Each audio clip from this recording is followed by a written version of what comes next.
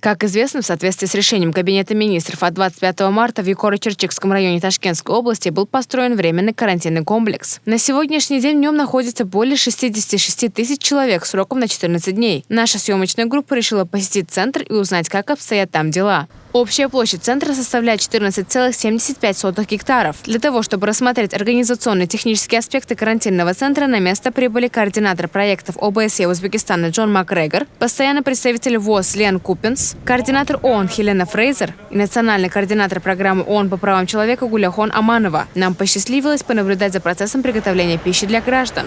Сегодня у нас на обед суп с тефтельками и жаркое. Подаем горячим и свежим. Все блюда прошли и продолжают проходить контроль врачей. Поваров достаточно. Они могут накормить 14-16 тысяч человек. Никаких проблем с едой и водой у граждан нет. Команда специального центра состоит из сотрудников Минздрава, МВД, Национальной гвардии, Минобороны и Государственного центра санитарно-эпидемиологического надзора, а также других специалистов. Следует отметить, что доступ к зоне строго контролируется, и за каждой точкой ведется видеонаблюдение.